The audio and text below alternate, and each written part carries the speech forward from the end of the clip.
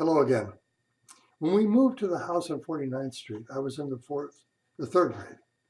And I remember the teachers when the third and fourth and fifth, Ms. Medogovich, Ms. Frichet, uh, Mrs. Schermerhorn. I remember every morning, the first thing we would do is give the Pledge of Allegiance. In those days, it did not include the Under God. That happened later. Um, and then with Mrs. Schermerhorn's class, we would all sing, "Oh, what a beautiful morning. Oh, what a beautiful day," that kind of thing. So there was always something that was, uh, that I remember from those.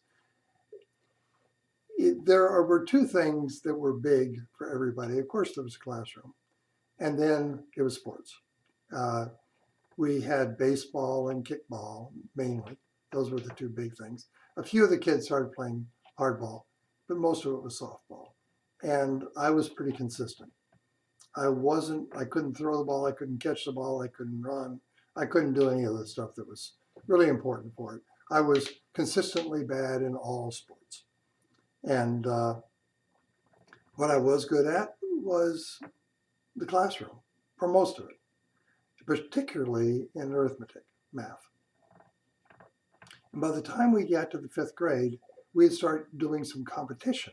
We'd get up to the board, and they would put, usually it was fractions at that time, and on into the sixth grade, it was mainly fractions. And the teacher would give us a problem, get two of us up there, and whoever got it first would then challenge someone else. And, I was always number one until Eddie came along. Now, Eddie was from China. He was a refugee. He and his family had escaped the Japanese when they came in. In fact, he described that he was on the second floor of his house when the Japanese soldiers were coming in the front door and had to jump out. And there was a clothesline that he was able to jump onto to break his fall as he went down. I don't know where his parents were or whatever. I know they got out okay. And they were able to run and to escape the Japanese and to evade them and finally come to this country. So I really liked Eddie. The only thing I didn't like about him was that he was a whiz in arithmetic and math. He was just fantastic. Um, and so by the time that I even picked up the chalk, he had already finished it. So he became the number one. It taught me a real lesson, and that is that no matter how good you are, there's always somebody a little better, which is not bad, because what makes you is the combination of things. It's everything combined that makes you the person you are, not just one thing. And so I was disappointed, but I liked Eddie. He was a great guy. And I just knew he was smarter than I was. And he was. After the sixth grade, the thing I remember the most about the sixth grade was that our teacher was a hunter. It was a man. And he used to talk a lot, tell us some big, sometimes tall tales that I'm not sure were true, about things he did in the wilderness, coming up against a grizzly bear one time, and some of the hunting he did and how much he enjoyed it. And he loved the wildlife. He brought a tarantula into the classroom one time, and some of the boys were brave enough to let that thing walk on them. He was trying to tell us that they were not the dangerous thing that people talked about. They wouldn't kill you. When they would bite, about the worst you'd get is something like a bee sting. Well, to me, a bee sting was pretty bad. So I wasn't about to let that thing crawl on me. I had quite a fear of spiders, that and height. So, except for flying. After the sixth grade, I would have gone to a middle school. And the middle school that we would have to go to was a little ways from our house. It would have taken, and they didn't have school buses, it was a city bus. It would have taken a couple of bus rides to get there. Plus, it was in a very considered bad part of town. And there were tales of gangs and so on at that particular school. It was considered the roughest school in the county. And so I was really concerned, and my parents were too, about me going there. So what happened then when I went into the 7th grade, they put me in a Catholic school. They were able to do that, which I'm kind of surprised at now because, as I said, money was not something they had a lot of. So I went to Lady of Angels for a couple of years, and that was 7th and 8th. Then at the end of the 8th grade, I would still have had to go to the school I didn't want to go to. But luckily, I was able to get a scholarship to St. Augustine High School, which was a Catholic school. And for that, the only problem I had was that we had to buy books and a few other things that were part of it. The tuition was paid. I still remember the tuition was $125 a year, which, as you know, today, it's a far cry from that. My brother-in-law, my number 3 sister's husband, Raymond, he had a store, a grocery store. And he said, if you come over after school on Friday and work for me for a while, then I will buy your books for you. And so that you can go through that 9th grade. And so then I started going to St. Augustine High School. Now, I tell you what it took to get there. It was, and I'm not complaining because it wasn't really that bad. I would walk to the bus stop.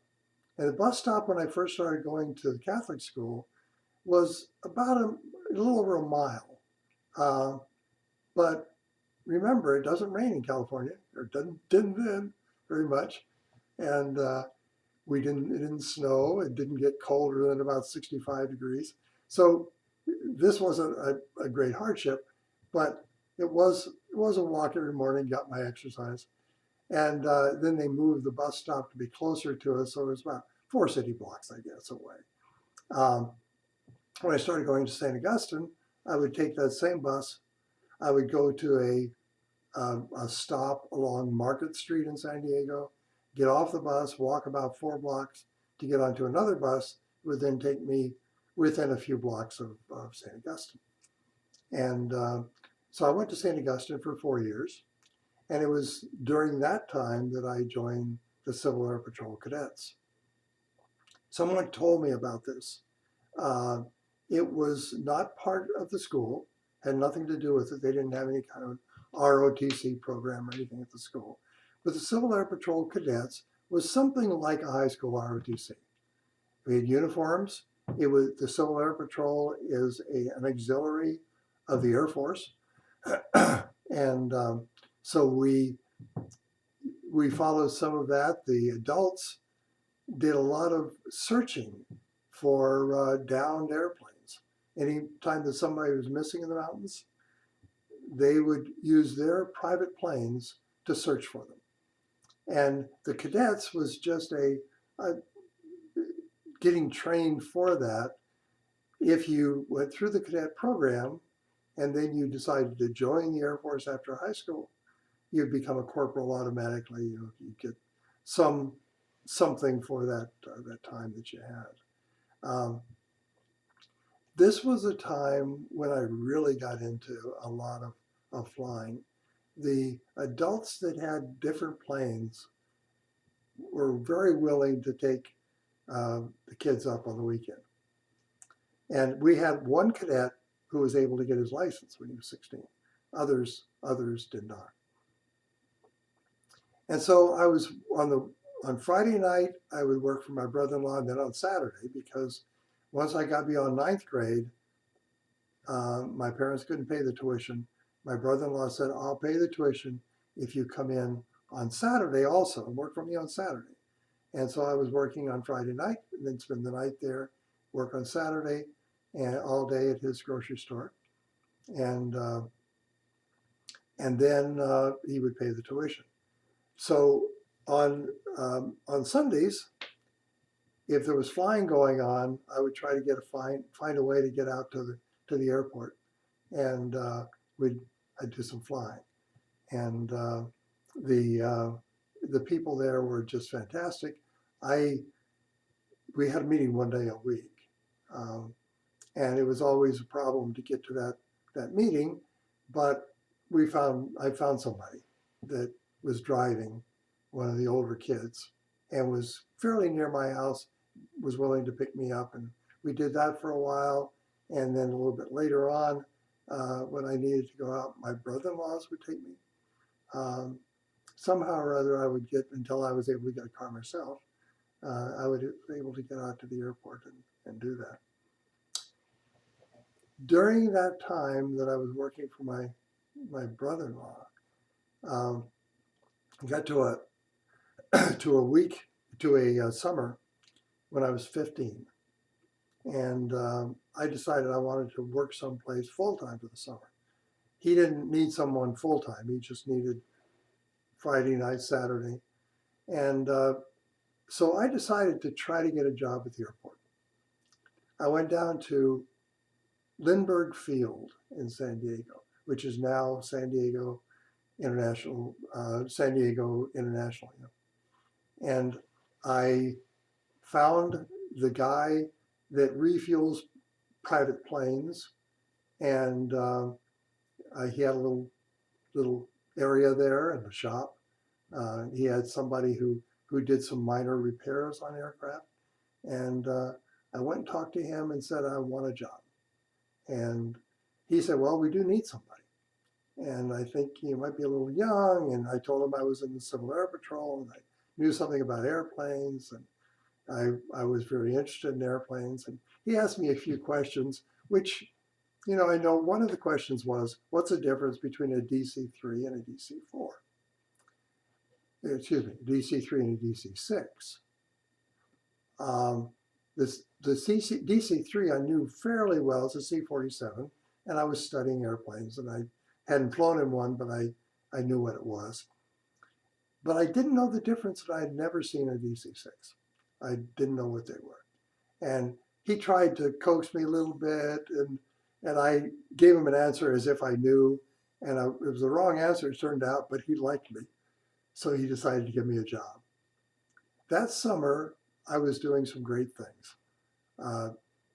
It was on federal property, so I didn't need a driver's license to drive, and I did know how to drive. My brother-in-laws had taught me on old roads when I was 14 years old, so I knew how to drive. And they had a couple of vehicles.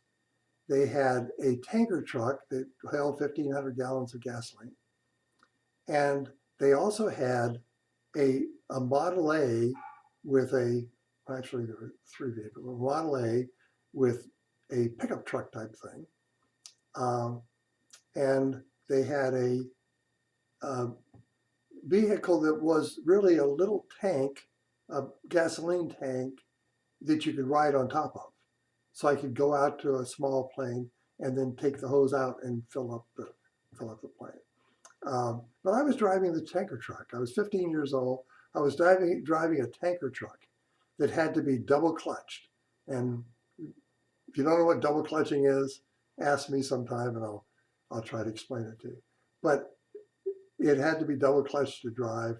I was driving that around the airport when I was 15, along with a Model A and this other contraption that I've never seen again anywhere. We not only filled the small planes, the private planes, but also there was a DC-3 that used to come in. There was a charter plane. We used to fill that up, and DC-6 that was a charter plane. I had to clean out the honey bucket in the back. That's where people used for the bathroom. It was just a bucket with a lid on it, and there was a little curtain around it, so people could use it if they had to. So then clean out the plane for the next flight that they had. I loved it. I had a great time for that summer, and it taught me a hell of a lot about planes and what I wanted to do. This was one more chapter in my flying. I did graduate from high school. I did okay, and was able to go into to college. So that's all for today, or at least for now. And I'll talk to you next time.